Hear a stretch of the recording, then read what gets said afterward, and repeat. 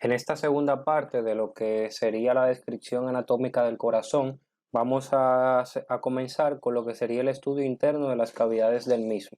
Ya vimos que el corazón tenía 4 cavidades, que son las aurículas o atrios y los ventrículos, y vimos también detallada la función de cada uno. Entonces ahora vamos a hacer una breve descripción de lo que sería el interior de cada una de esas cavidades. Bien, entonces lo primero que vamos a abordar aquí sería la aurícula derecha.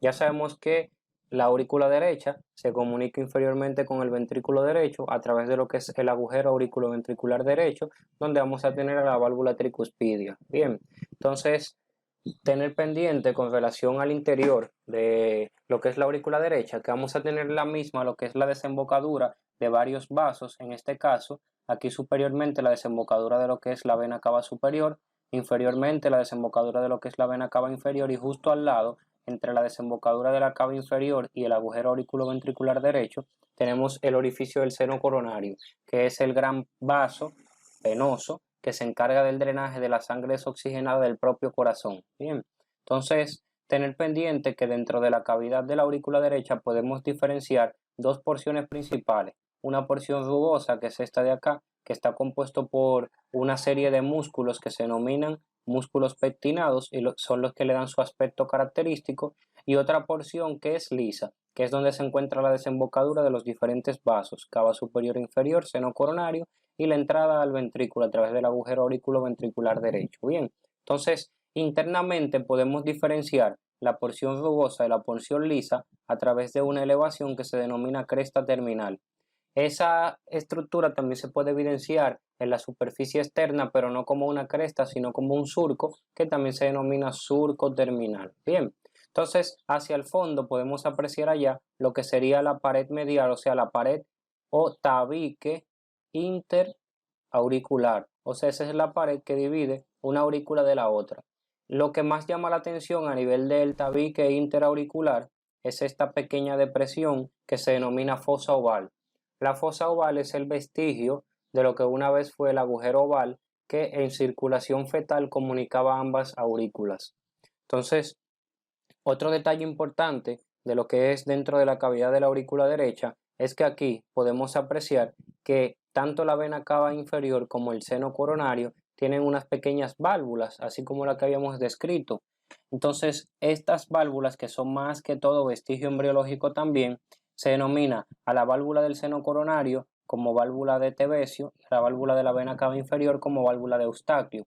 Algunas de ellas nos van a servir como límite para nosotros marcar un espacio. Déjenme cambiar el color. Y vamos a ver que si utilizamos a la válvula del seno coronario o válvula de Tevesio como límite inferior a la porción septal o la valva septal de la válvula auriculoventricular y a esta estructura de acá que se conoce como tendón de Todaro, hemos marcado una zona o región triangular dentro de lo que es la cavidad interna de la aurícula derecha. A esa porción de ahí se le conoce como triángulo de Koch. Ese triángulo de Koch es importante no por sus límites como tal, aunque debemos conocerlo, sino por su contenido. Ese triángulo de Koch se utiliza para ubicar lo que es el nodo aurículo ventricular. El nodo aurículo ventricular es parte del sistema de conducción eléctrico del corazón. Lo vamos a mencionar más tarde cuando hablemos de la inervación del corazón. Y una forma fácil de ubicarlo es así, ubicando lo que es el triángulo de Koch. Bien, por último, recordar que también tenemos acá una porción que se denomina orejuela de la aurícula derecha, que ya la habíamos mencionado y simplemente se encarga de aumentar la superficie dentro de la misma. Bien. La desembocadura de la vena cava superior a nivel de lo que es la aurícula derecha ocurre a nivel del tercer cartílago costal, de ese lado derecho, obviamente, mientras que la desembocadura de la vena cava inferior sucede a nivel del quinto cartílago costal, de ese mismo lado también, del lado derecho. Ya sabemos que la aurícula derecha lo que maneja es sangre pobre en oxígeno que llega desde todas esas estructuras. Entonces, vamos a pasar a lo que sería el ventrículo derecho. La pared muscular del ventrículo derecho es más gruesa que la aurícula, los ventrículos son un poquito más gruesos que las aurículas, pero teniendo pendiente siempre que el lado derecho del corazón, lo que maneja es volumen, mientras que el lado izquierdo del corazón lo que maneja es presión. Por lo tanto, siempre la parte izquierda del corazón, en cuanto a músculo miocardio, será más gruesa. O sea que si usted ve aquí el grosor de la pared muscular del ventrículo derecho, fíjese en el del ventrículo izquierdo, que es 2 a 3 veces más gruesa siempre, porque maneja presión. Y de este lado lo que se maneja es volumen. ¿Qué podemos apreciar dentro del ventrículo derecho? Bueno, vamos a tener una serie de estructuras también que parten de la musculatura del mismo, pero que aquí ya no se denominan músculos pectinados, sino trabéculas. Trabéculas carnosas porque están formados por el mismo miocardio. Bien, entonces aquí tenemos lo que sería la válvula auriculoventricular derecha o válvula tricuspidia. Tenemos aquí, recuerde, lo que son las cuerdas tendinosas y fijadas a lo que serían los músculos papilares. Como tiene tres valvas, va a tener tres músculos papilares. Aquí vemos, por ejemplo, el músculo papilar anterior. Mira aquí el músculo papilar septal. Entonces, importante acá es que hay una de esas trabéculas carnosas que es un poquito más grande que las demás y está especializada y se le denomina como trabécula septomarginal. Es esta de acá. La trabécula septomarginal se origina de la parte inferior del tabique que divide a los ventrículos, que se denomina tabique interventricular. De la parte inferior nace esa trabécula septomarginal hasta lo que sería la base del músculo papilar anterior. Bien, entonces esa trabécula septomarginal, ¿qué es lo que tiene de importante? Bueno, que igual que el triángulo de Koch, dentro de ella viaja parte del sistema de conducción eléctrico del corazón, específicamente lo que es la rama derecha de lo que se denomina fascículo auriculoventricular o haz de His. Entonces debe tener pendiente esa trabécula septomarginal. Aquí también, como en las aurículas, tenemos una porción rugosa, que en este caso es trabécula carnosa, y vamos a tener una porción lisa acá superior que se denomina cono arterioso. Ese cono arterioso es la superficie de entrada hacia lo que es la base del tronco pulmonar a través de la válvula semilunar pulmonar, que es esta de acá. Es liso, a diferencia de la porción que posee trabécula carnosa. Bien, vamos a tener la pared que dijimos ahorita, el tabique interventricular, pero usted debe tener pendiente, primero, que ese tabique interventricular tiene dos porciones, una porción membranosa y una porción muscular. Membranosa, muscular. Bien, y que la porción muscular siempre, independientemente desde qué lado usted esté mirando el tabique, sea del lado derecho o del lado izquierdo, siempre el músculo del tabique interventricular tendrá el mismo grosor que la pared muscular del ventrículo izquierdo, o sea que será más gruesa que el propio ventrículo derecho. Debe tener ese detalle pendiente. Bien, entonces aquí en lo que sería la aurícula izquierda, vamos a tener similar en la aurícula derecha una superficie lisa, que aquí es bastante más amplia, que es esto de acá, y tenemos lo que es el agujero auriculoventricular del lado izquierdo, donde tenemos a la válvula mitral. Mira aquí de nuevo la pared muscular del lado izquierdo, qué gruesa es. Bien, esta orejuela de la aurícula izquierda es un poquito más pequeño de lo que sería la del lado derecho. Recuerde que aquí más que volumen lo que se necesita es manejar presión. Recuerde que entonces aquí vamos a tener una serie de orificios de comunicación. Vamos a tener aquí superiormente lo que serían 4 orificios. Aquí solamente vemos 2 por lo que sería el corte que se hizo, que son las desembocaduras de las venas pulmonares que traen la sangre oxigenada desde los pulmones. Bien, y vamos a tener un orificio que ya mencionamos, que es el aurículo ventricular para el paso de la sangre desde la aurícula al ventrículo izquierdo. Aquí vamos a tener lo que es la fosa oval, de nuevo, recuerde el vestigio, aunque de este lado se ve el remanente de lo que sería la válvula de esa fosa oval. Bien, entonces en lo que sería el ventrículo izquierdo es más o menos similar al ventrículo derecho. Recuerda, igual tenemos trabéculas carnosas. Aquí no hay una trabécula septomarginal, o sea, no hay una especializada en acompañar al sistema de conducción. Vamos a tener músculos papilares, igual, mírenlos acá. Vamos a tener cuerdas tendinosas y vamos a tener las valvas, perdón, de la válvula auriculoventricular del lado izquierdo, que es la bicuspidia o mitral. Recuerde que la mayor diferencia sería aquí con el grosor del músculo, y recuerde que así de grueso como es el músculo de la pared del ventrículo izquierdo, también lo es el del tabique interventricular. Bien, entonces con eso podríamos pasar ya a lo que sería la vascularización del corazón. Bien, Para la vascularización del corazón vamos a tener a las arterias coronarias. Hay dos arterias coronarias, una arteria coronaria izquierda y una arteria coronaria derecha. ¿De dónde nacen las arterias coronarias? ¿De dónde se originan? Porque recuerde que cada vez que conocemos una arteria nueva necesitamos saber de dónde viene, para dónde va. Entonces, si usted recuerda ahorita que habíamos dicho que las válvulas semilunares estaban compuestas por una especie de senos o pequeños sacos, fíjese que en la válvula aórtica, los dos sacos que quedan laterales, que son el izquierdo y el derecho, tienen unos agujeritos. Esos agujeritos son los orificios de las arterias coronarias. Y por eso le había dicho ahorita que debían tener pendiente lo de la nutrición si pasaba en sístole o en diástole. Recuerde que en sístole se contraen los ventrículos, se inyecta la sangre hacia todo el cuerpo. Ahora, cuando se produce la relajación ventricular, que es durante la diástole, una pequeña cantidad de sangre que queda a nivel del callado de la aorta se devuelve y cae sobre los senos aórticos y por lo tanto sellan la válvula. Entonces la sangre no pasa hacia el ventrículo de nuevo, pero ¿hacia dónde sí pasa? Hacia los orificios de las arterias coronarias. Eso quiere decir que a diferencia del resto del cuerpo, el corazón mismo se nutre durante la diástole y no durante la sístole. Bien, o sea que se nutre en fase de relajación ventricular. Y aquí tenemos los orígenes de las arterias coronarias. Específicamente de qué gran tronco arterial provienen las arterias coronarias, pues de lo que se denomina aorta ascendente. Y de hecho son las únicas ramas colaterales de la aorta ascendente. La aorta ascendente es ese pequeño tronco que va desde lo que sería el ventrículo izquierdo hasta el inicio del callado de la aorta. Esto aquí es aorta ascendente. ¿Cuáles son las ramas de la aorta ascendente? Colaterales, las arterias coronarias, las únicas. Terminales, su continuación, que es el callado de la aorta. Bien, entonces ya sabemos de dónde viene. Ahora, esas arterias coronarias izquierda y derecha se designa su nombre, ya usted se imaginará, por el lado del corazón hacia el cual se orientan. Y aquí se ve la aorta ascendente y se ven las arterias coronarias proyectándose hacia cada lado. Bien, entonces vamos a hacer una pequeña descripción. La arteria coronaria izquierda, que es esta de acá, fíjese que luego de un pequeño trayecto se va a bifurcar. ¿Cuáles son las ramas terminales de esa coronaria izquierda o su bifurcación? ¿A quiénes corresponden?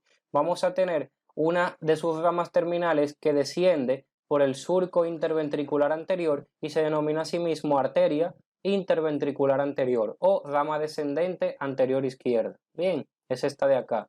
La otra continuación que gira sobre el surco auriculoventricular hacia el lado izquierdo y yéndose hacia posterior se denomina arteria circunfleja.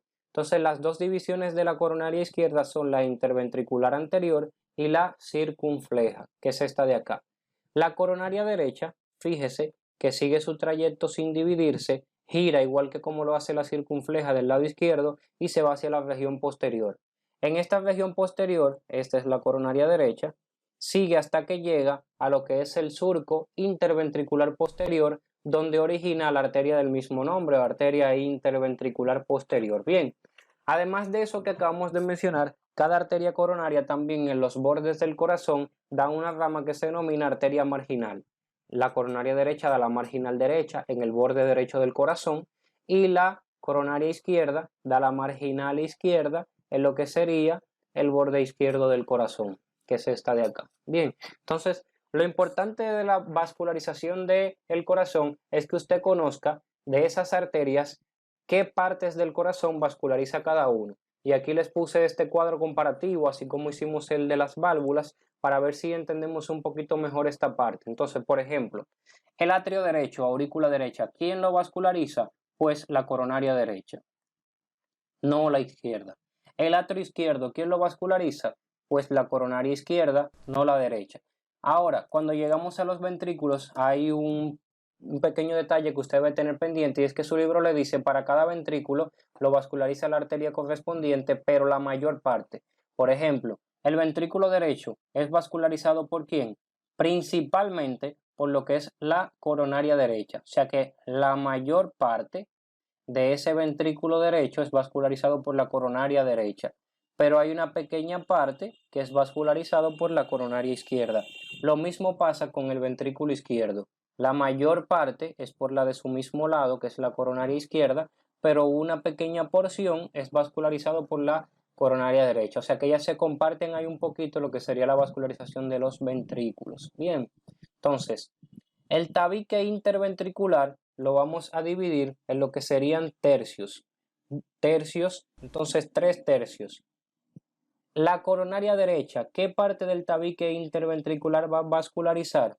Pues el tercio posterior. Mientras que la coronaria izquierda entonces se encarga del resto, que serían los 2 tercios anteriores. ¿Cómo lo hacen? A través de sus arterias interventriculares. Recuerde que van por el surco y ese surco interventricular, tanto anterior como posterior, lo que representa es la presencia dentro del tabique interventricular separándolo. Entonces, ¿quién vasculariza el tercio posterior? La coronaria derecha. ¿Por qué? Porque es quien da la interventricular posterior. ¿Quién vasculariza los 2 tercios anteriores? Pues la coronaria izquierda, porque es la que da la interventricular anterior. Bien, entonces el nodo SA es vascularizado en la mayor parte de los casos por la coronaria derecha, específicamente en un 60% de los casos. Eso nos deja con que en el otro 40% de los pacientes, la pequeña arteria para el nodo sinusal sale de la coronaria izquierda. En el caso del nodo AB, en el 80% de los casos, es vascularizado por lo que es la coronaria derecha. Y en el otro 20% restante, entonces, tendríamos a la coronaria izquierda. Bien. Hay algunos detalles que debemos tener pendientes. Esto sería lo normal. Ahora, usted puede tener pacientes con anomalías en lo que es el origen de las arterias coronarias, en dos vertientes. Un paciente que pueda tener una arteria coronaria accesoria además, y un paciente en el cual pueda existir una sola coronaria, que en ese caso se encargaría de vascularizar todo el corazón. Bien, entonces, otro concepto es que usted debe tener pendiente lo que se denomina dominancia cardíaca. El concepto de dominancia cardíaca se refiere a cuál de las arterias coronarias, sea derecha o izquierda, da origen a la arteria interventricular posterior. Recuerde, esta arteria que vimos acá, que dijimos que la originaba la coronaria derecha. Asumimos que la originaba la coronaria derecha porque eso es lo que pasa en la mayor parte de los casos. O sea que en la mayor parte de los pacientes la dominancia cardíaca es derecha. Ahora, puede existir un pequeño porcentaje de pacientes donde la dominancia sea izquierda, o sea que de la coronaria izquierda nazcan tanto la interventricular anterior como la interventricular posterior. Entonces, ahora vamos a hablar de lo que sería el drenaje venoso del corazón. Bueno, para el drenaje venoso del corazón, aquí tenemos 3 principales venas que se denominan venas cardíacas. Tenemos una vena cardíaca magna o mayor, una vena cardíaca menor y una vena cardíaca media. Bien, entonces mayor, media y menor. Son las 3 principales venas que se encargan del drenaje venoso del mismo. Bien, ahora, el principal tronco venoso del corazón es esa estructura de acá que se denomina seno coronario. El seno coronario va a recibir toda la sangre desoxigenada o la mayor parte de la sangre desoxigenada del corazón para verterlo donde, recuerde, dentro de lo que es la aurícula derecha, donde tenemos la desembocadura de o el orificio de este seno coronario. Bien, entonces ahora las tributarias de ese seno coronario serían estas 3 grandes venas, cardíaca magna o mayor, media y menor. Ahora vamos a identificar cada una. En esta vista anterior podemos apreciar lo que es la vena interventricular anterior que acompaña la arteria. Esa vena interventricular anterior es simplemente la primera porción de la vena cardíaca magna o mayor, que luego gira y acompaña a la arteria circunfleja, le da la vuelta al borde izquierdo del corazón, se va hacia detrás y mire aquí donde desemboca a nivel del seno coronario. Por eso decimos, y como es la más grande de todas, que la vena cardíaca magna o mayor es la principal tributaria o afluente del seno coronario. ¿Cómo se forma el seno coronario? Bueno, pues cuando esa vena cardíaca mayor se une con esta pequeña vena de acá, que carece casi de importancia en vida postnatal, que se denomina vena oblicua de la aurícula izquierda o vena oblicua de Marshall. La unión de la vena oblicua de Marshall, mírala acá, con la vena cardíaca magna forman al seno coronario, así se origina. Bien, entonces las otras 2 tributarias de ese seno coronario serían, o principales tributarias, tenemos acompañando a la arteria interventricular posterior a la vena cardíaca media, es esta que está acá. vena cardíaca media. Y aquí tenemos a lo que sería la vena cardíaca menor. Fíjese que ambas se dirigen hacia el seno coronario, al igual que lo hacen algunas otras pequeñas venas como esta de acá y estas de acá, pero las tres principales tributarias son esas cardíacas, mayor, media y menor. Bien, entonces tengan pendiente de dónde viene, hacia dónde va. Ahora, si lo ponemos en contexto en cuanto a qué partes específicas del corazón van a vascularizar, bueno, usted recuerda que quien vasculariza el corazón son las coronarias, coronaria derecha, coronaria izquierda. Para más fácil, ya que conocemos esto de acá, que es cada parte que vasculariza cada una de las coronarias, simplemente es decir que todo lo que es vascularizado por la coronaria derecha es drenado por las venas cardíacas media y menor, mientras que todo lo que es vascularizado por la coronaria izquierda es drenado por la vena cardíaca magna o mayor. Bien, entonces así de simple, tener pendiente esa parte. Existen otras pequeñísimas venas que se conocen como venas cardíacas mínimas. Esas venas cardíacas mínimas que drenan parte del propio miocardio no se ven acá porque se encuentran dentro y lo que hacen es que comunican la pared del corazón con las cavidades internas, o sea que básicamente toman la sangre desoxigenada del corazón, una pequeña parte de ellas, y la vierten dentro del mismo corazón independientemente de la cavidad donde se encuentren. O sea que las venas cardíacas medias estarían atravesando la pared del corazón hacia adentro. Imagínense que aquí esto es miocardio y que esto aquí es la cavidad cardíaca. Entonces, más que venas como tal, son pequeños vasos sin válvulas que permiten el flujo de la sangre en ambas direcciones. O sea, que la sangre puede ir oxigenada hacia la pared y desoxigenada hacia la cavidad cardíaca. Esas son las venas cardíacas mínimas. Bien. En lo que sería el drenaje linfático del corazón, pues básicamente usted tiene un plexo que se denomina plexo linfático subepicárdico, que va a drenar lo que es el miocardio y el tejido conectivo subendocárdico, y de ahí, de ese plexo linfático subepicárdico, a través de un único vaso linfático, que se forma por la unión de varios más pequeños, la linfa va a acabar en lo que son los nódulos linfáticos traqueobronquiales inferiores, en la mayoría de los casos del lado derecho, hacia el lado derecho. Bien, entonces por último vamos a hablar de lo que sería la inervación del corazón. La inervación del corazón va a ser una inervación autonómica, ya eso lo sabemos, o sea que vamos a tener aquí sistema nervioso simpático y sistema nervioso parasimpático, pero aquí hay un detalle, es que recuerde que el corazón posee un propio sistema de conducción eléctrica, por eso hablamos de un automatismo en cuanto a inervación del corazón. Entonces vamos a hablar primero de lo que es ese sistema de conducción eléctrica del corazón y luego vamos a pasar a lo que sería la inervación autonómica sobre el mismo. Bien, entonces el sistema de conducción eléctrica del corazón está formado por dos tipos de estructuras diferentes. Vamos a tener lo que son nodos y las fibras. Vamos a tener dos nodos. Un nodo sinusal, nodo SA o marcapasos del corazón, que se encuentra ubicado justo al lado de la desembocadura de la vena cava superior a nivel de la aurícula derecha.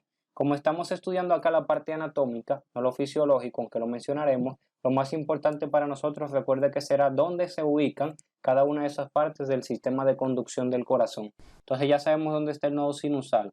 El siguiente nodo es el aurículo ventricular, que es este de acá. Bien, ese nodo aurículo ventricular o nodo AB va a estar conectado con el nodo sinusal a través de lo que serían tres fibras o haces, que se denominan haces internodales porque conectan un nodo con otro. Esos haces internodales, también llamados de Bachmann, Wenkenbach y Torel, conectan un nodo al otro y permiten que el impulso que se origina a nivel del nodo sinusal pase a lo que es el nodo auriculoventricular. Bien, en este nodo auriculoventricular sucede una parte importante de este sistema de conducción y es que se produce un retraso fisiológico en la conducción. Entonces, luego de ahí, la conducción, el impulso sigue a través de lo que serían una serie de fibras. La primera gran fibra es lo que se denomina fascículo auriculoventricular, que es este de acá. Este fascículo auriculoventricular, que más comúnmente se conoce como haz de His, luego se va a dividir a nivel del tabique interventricular en dos partes, una rama izquierda y una rama derecha. Bien, La rama izquierda sigue su trayecto dentro del tabique y se va hacia la musculatura del lado izquierdo para luego dividirse en lo que se denomina fibras subendocárdicas o fibras de Purkinje, que son estas pequeñas de acá. Mientras que del lado derecho, parte sigue la misma ruta que vimos en el lado izquierdo, pero hay una porción de la rama derecha de las DIs que recuerde y atraviesa lo que es la trabécula, septo marginal o banda moderadora. Y igual termina a nivel de la musculatura, o sea, del miocardio, en lo que sería la red subendocárdica terminal o fibra de Purkinje. Entonces ahí ya tenemos lo que es el sistema de conducción eléctrico del corazón. Bien, entonces pasando a lo que sería la inervación autonómica, primero tenemos que saber de dónde proceden cada una de las fibras que forman esto. En conjunto van a formar lo que es un plexo nervioso cardíaco. Las fibras simpáticas provienen de los segmentos torácicos inferiores, de los 5 o 6 últimos segmentos torácicos, mientras que la fibra parasimpática proviene de lo que es el nervio vago. Ya eso lo sabemos bien. Entonces, ¿cuál va a ser la función de cada uno de estos sistemas a nivel del corazón? Bueno, vamos a tener varias cosas sobre las que van a actuar. Van a actuar sobre lo que es la frecuencia cardíaca, van a actuar sobre lo que es la fuerza de contracción, van a actuar también en lo que sería la vascularización del propio corazón. Vamos a ver esto ahora. Entonces vamos a iniciar con esas tres funciones. Básicamente, a nivel del corazón, el parasimpático todo lo aumenta, todo lo estimula.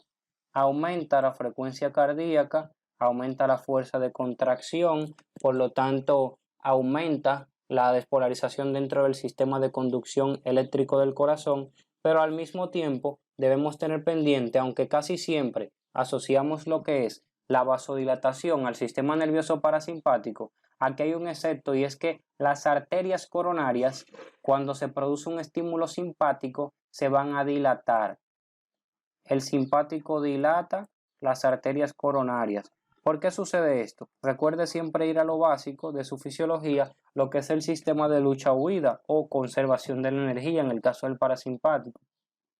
Si usted está en lucha o huida, aumenta su frecuencia cardíaca para que llegue mayor cantidad de sangre a los músculos, produce vasodilatación periférica para que se nutran los músculos también, vasoconstricción, perdón, para aumentar la tensión arterial, pero a nivel del corazón, si usted produce todo esto y además contrae las arterias coronarias, ¿qué va a pasar? Pues el propio corazón va a ver limitada su suplemento de oxígeno. Entonces, por eso aquí hay un cambio y el simpático a nivel de las arterias coronarias produce dilatación para que durante este proceso de lucha-huida el corazón, que es quien más está trabajando, está siendo más demandado, pues también él necesita una mayor nutrición, que llegue mayor cantidad de oxígeno. Bien, entonces ya en la porción parasimpática simplemente sería todo lo contrario.